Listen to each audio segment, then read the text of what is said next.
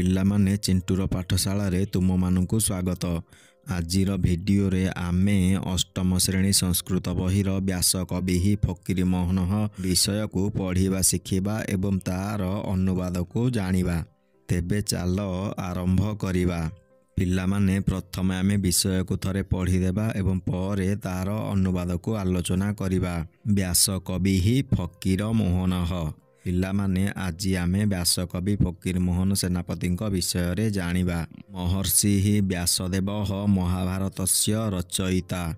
ଫକୀରମୋହନ ସେନାପତି ଓଡ଼ିଆ ଭାଷାୟା ମହାଭାରତସ୍ୟ ଅନୁବାଦଂ କୃତବାନ୍। ଅତଃ ବ୍ୟାସଦେବସ୍ୟ ନାମାନୁସାରେଣ ଉତ୍କଳୀୟାନାଂ ସମୀପେ ସଃ ବ୍ୟାସକବିଃ ଇତି ନାମ୍ନା ଖ୍ୟାତଃ। ସଃ ବାଲ୍ये ସଂସ୍କୃତସ୍ୟ ଅଧ୍ୟୟनं କୃତବାନ୍। ଓଡ଼ିଆ ରଚନାସୁ ସଂସ୍କୃତସ୍ୟ ବହୁଳଂ ପ୍ରୟୋଗଂ ସଃ କୃତବାନ୍। ସଃ ଅପି ଓଡ଼ିଆ ଭାଷାୟାଃ ରକ୍ଷକରୂପେଣ ପରିଚିତଃ। 1843 ଖ୍ରୀଷ୍ଟାବ୍ଦେ ମକର ସଂକ୍ରାନ୍ତି ଦିବସେ ଫକୀରମୋହନः ଜାତः। तस्य जन्मस्थानं बालेश्वरनगरस्य मल्लिकाशपुरम्। बाल्यात् सः अनाथः। पितामही तस्य लालनं पालनं च अकरोत्। तस्य बाल्यकालः अतीव दुःखपूर्णः आसीत्। सः प्रथमतः बारवाटी विद्यालये प्राथमिकशिक्षां प्राप्तवान्। अनन्तरं सः तत्र एव शिक्षकः अभवत्। सः तदनन्तरं मिशन् विद्यालये प्रधानशिक्षकरूपेण नियुक्तः। तस्य प्रखरा बुद्धिः आसीत्। आङ्ग्लसर्वकारेण सः देवान् इति पदे नियोजितः। सः नीलगिरि ढेङ्कानाळ केन्दुझर दशपल्लादि स्थानेषु बहु जनहितकरं कार्यं कृतवान्। सः संस्कृतस्य प्रचाराय नीलगिरिनगरे संस्कृतविद्यालयं स्थापितवान्। संस्कृत रामायण महाभारत उपनिषदादीनां ग्रन्थानां सः ओडिया भाषया अनुवादं कृतवान्। ओडिया भाषायाः कृते फकीरमोहनस्य दानम् अतुलनीयम्। ओडिया साहित्यस्य सः प्रथमः कथाकारः उपन्यासकारः च। तस्य रेवतीकथा प्रसिद्धा। तत्र रेवत्याः चरित्रं कुसंस्कारस्य अन्धविश्वासस्य च द्योतकं भवति। तस्य पेटेण्ट मेडिसिन् डाकमुनिस् राण्डिपुଅ ଅନନ୍ତା ଧୂଳିଆବାବା प्रभृति कथाः अधुना अपि जीविता इव अनुभूयते। तस्य 6 ମାଣ 8 ଗୁଣ୍ଠ उपन्यासः अतीव लोकप्रियः। सः अपि लच्छमा मामु प्रायश्चित्त इति उपन्यासानां रचयिता। ओडिया भाषायाः सुरक्षार्थं सः सेनापतिरूपेण कार्यं कृतवान्। तस्य निष्ठापर नेतृत्वेन ओडिया भाषा स्वमर्यादां प्राप्तवती। अतः उत्कलीयाः तं सेनापतिः इति कथयन्ति। 1918 वर्षे सः रजसंक्रान्ति दिवसे दिवङ्गतः। उत्कलीयानां समीपे सः चिरस्मरणीयः सञ्जातः। अधुना बालेश्वरनगरस्य मल्लिकाशपुरे तस्य स्मृतिपीठं शोभते। तत्र प्रतिवर्षं तस्य जन्मदिनस्य पालनं भवति। बालेश्वरे तस्य नाम्ना एकः विश्वविद्यालयः स्थापितः अस्ति। पिलामाने वर्तमान आमे विषयटिକୁ थरे पढ़िदेले। वर्तमान आमे एहार अनुवादକୁ आलोचना करिबा। महर्षि व्यासदेवः महाभारतस्य रचयिता। महर्षि व्यासदेवः माने महर्षि वेदव्यास। महाभारतस्य माने महाभारतर। रचयिता माने रचयिता बा लेखक। महर्षि व्यासदेव संस्कृत महाभारतर रचयिता अटन्ति। फकीरमोहन सेनापतिः ओडिया भाषया महाभारतस्य अनुवादं कृतवान्। फकीरमोहन सेनापतिः माने फकीरमोहन सेनापति। ओडिया भाषया माने ओडिया भाषारे महाभारतस्य माने महाभारतर अनुवादं कृतवान् माने अनुवाद करिथिले।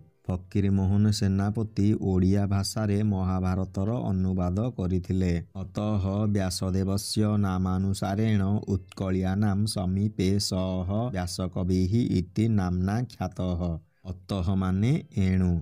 व्यासदेवस्य नामानुसारेण माने व्यासदेवଙ୍କର नाम अनुसारे उत्कल्यानां समीपे माने उत्कलीयमानଙ୍କର निकटरे सह माने से व्यासकविः इति नाम्ना ख्यातः व्यासकवि बोली प्रसिद्ध अटन्ति। एणु व्यासदेवଙ୍କର नाम अनुसारे उत्कलीयମାନଙ୍କ निकटरे से व्यासकवि नामरे प्रसिद्ध।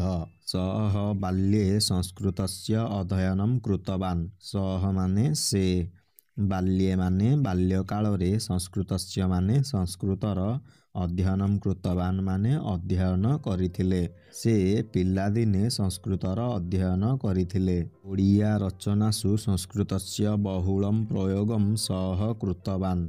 ଓଡ଼ିଆ ରଚନାସୁ ମାନେ ଓଡ଼ିଆ ରଚନାଗୁଡ଼ିକରେ ସଂସ୍କୃତस्य ବହୁଳଂ ପ୍ରୟୋଗଂ ମାନେ ସଂସ୍କୃତର ବହୁଳ ପ୍ରୟୋଗ ସହ କୃତବାନ୍ ମାନେ ସେ କରିଥିଲେ। ଓଡ଼ିଆ ରଚନାଗୁଡ଼ିକରେ ସଂସ୍କୃତର ବହୁଳ ପ୍ରୟୋଗ ସେ କରିଥିଲେ। सः अपि ओडिया भाषायाः रक्षक रूपेण परिचितः। सः अपि माने से मध्य ओडिया भाषायाः माने ओडिया भाषार रक्षक रूपेण माने रक्षक रूपरे परिचित। से मध्य ओडिया भाषार रक्षक रूपरे परिचित। 1843 मिते ख्रीष्टाब्दे मकर संक्रांति दिवसे फकीर मोहनः जातः। 1843 मिते ख्रीष्टाब्द माने 1843 मसीहारे मकर संक्रांति दिवसे माने मकर संक्रांति दिवसरे फकीर मोहनः जातः माने फकीर मोहन जन्मग्रहण करथिले। 1843 मसीहारे मकर संक्रांति दिनरे फकीर मोहन सेनापति जन्मग्रहण करथिले। तस्य जन्मस्थानं बालेश्वर नगरस्य मल्लिकाशपुरम्। तस्य माने तांकर, जन्मस्थानं माने जन्मस्थान, बालेश्वर नगरस्य माने बालेश्वर सहरर मल्लिकाशपुर। तांकर जन्मस्थान बालेश्वर सहरर मल्लिकाशपुर अटे। बाल्यात् सः अनाथः। बाल्यात् माने पिलादिनरु, सः माने से, अनाथः माने अनाथ। पिलादिनरु तांकर पितामाता नथिले। पितामही तस्य लालनं पालनं च अकरोत्। पितामही माने जेजेमा, तस्य माने तांकर, लालनं पालनं माने लालन एवं पालन, अकरोत् माने करिथिले। जेजेमा तांकर लालन पालन करिथिले। तस्य बाल्यकालः अतीव दुःखपूर्णः आसीत्। तस्य माने तांकर, बाल्यकालः माने पिलादिन बा शैशवावस्था, अतीव दुःखपूर्णः आसीत् माने अत्यंत दुःखपूर्ण थिला। तांकर पिलादिन अत्यंत दुःखपूर्ण थिला। सः प्रथमतः बारबाटी विद्यालये प्राथमिक शिक्षां प्राप्तवान्। सः माने से, प्रथमतः माने प्रथमे, बारबाटी विद्यालय माने बारबाटी विद्यालय प्राथमिक शिक्षा प्राप्त करिथिले। से प्रथमे बारबाटी विद्यालय प्राथमिक शिक्षा पाइथिले। अनन्तरं सः तत्र एव शिक्षकः अभवत्। अनन्तरं माने एहा परे, सः माने से, तत्र एव माने सेठारे ही शिक्षक होइथिले। एहा परे से सेठारे ही शिक्षक होइथिले। सः तदनन्तरं मिशन विद्यालये प्रधान शिक्षक रूपेण नियुक्तः। सः माने से, तदनन्तरं माने ताहा परे मिशन विद्यालय माने मिशन विद्यालय प्रधान शिक्षक रूपेण माने प्रधान शिक्षक रूपरे युक्तः माने नियुक्त होइथिले। तापरे से मिशन विद्यालय प्रधान शिक्षक रूपरे नियुक्त होइथिले। तस्य प्रखरा बुद्धि आसीत्। तस्य माने तांकर, प्रखरा बुद्धि माने प्रखर बुद्धि थिला। तांकर प्रखर बुद्धि थिला। आंग्ल सर्वकारेण सह देवानीति पदे नियोजितः। आंग्ल सर्वकारेण माने इंग्रेज सरकारंक द्वारा, सह माने से, देवानीति पदे नियोजितः माने देवान पदरे नियुक्त होइथिले। इंग्रेज सरकारंक द्वारा से देवान नामक पदरे नियुक्त पाइथिले। नीलगिरी, ढेंकानाल, केन्दुझर, दशपल्ला आदि स्थानेषु बहु जनहितकरं कार्यं कृतवान्। सः माने से नीलगिरी, ढेंकानाल, केन्दुझर और दशपल्ला आदि स्थान रे अनेक जनहितकर कार्य करिथिले। सः संस्कृतस्य प्रचाराय नीलगिरी नगरे संस्कृत विद्यालयं स्थापितवान्। सः माने से ସଂସ୍କୃତସ୍ୟ ପ୍ରଚାରାୟ ମାନେ ସଂସ୍କୃତର ପ୍ରଚାର ପାଇଁ ନୀଳଗିରି ନଗରେ ମାନେ ନୀଳଗିରି ନଗରରେ ସଂସ୍କୃତ ବିଦ୍ୟାଳୟ ସ୍ଥାପନ କରିଥିଲେ। ସେ ସଂସ୍କୃତର ପ୍ରଚାର ପାଇଁ ନୀଳଗିରି ନଗରରେ ସଂସ୍କୃତ ବିଦ୍ୟାଳୟ ସ୍ଥାପନ କରିଥିଲେ।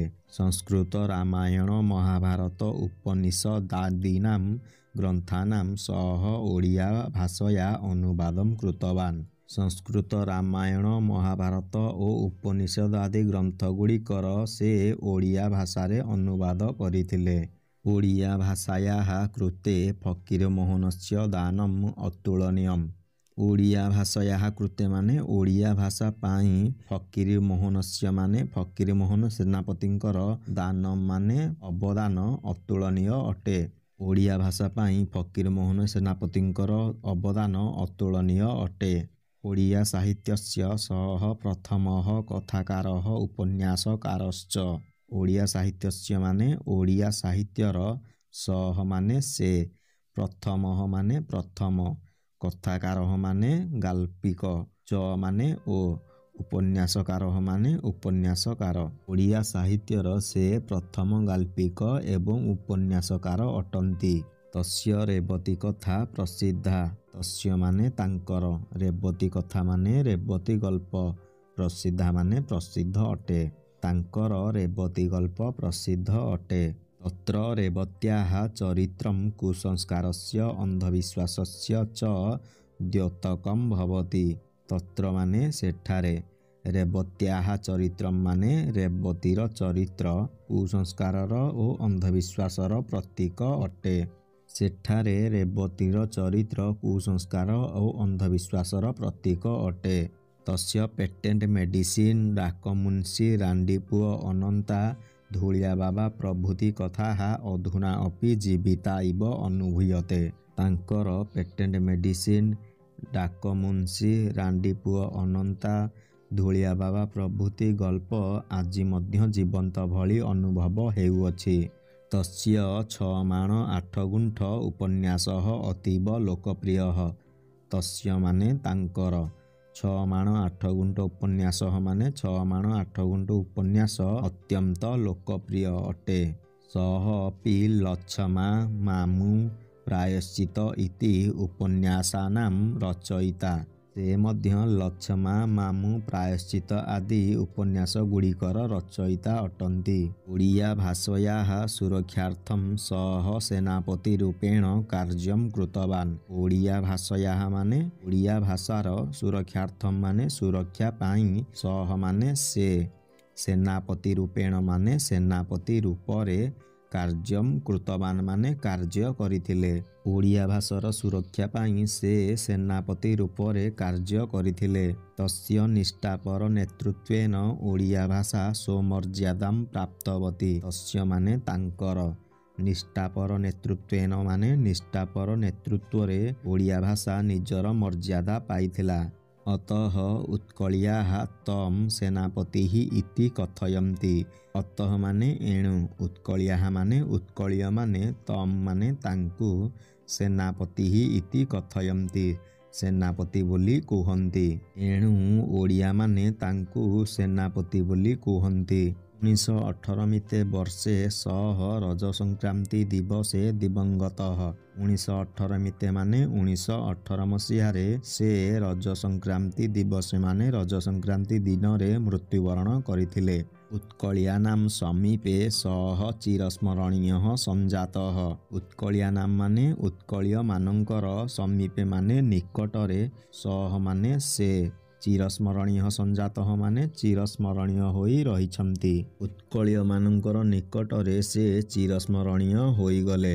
ଅଧୁନା ବାଲେଶ୍ୱର ନଗରସ୍ୟ ମଲ୍ଲିକାଶପୁରେ ତସ୍ୟ ସ୍ମୃତିପୀଠଂ ଶୋଭତେ। ଅଧୁନା ମାନେ ବର୍ତ୍ତମାନ, ବାଲେଶ୍ୱର ନଗରସ୍ୟ ମାନେ ବାଲେଶ୍ୱର ନଗରର, ମଲ୍ଲିକାଶପୁରେ ମାନେ ମଲ୍ଲିକାଶପୁରରେ, ତସ୍ୟ ମାନେ ତାଙ୍କର, ସ୍ମୃତିପୀଠ ଶୋଭା ପାଉଛି।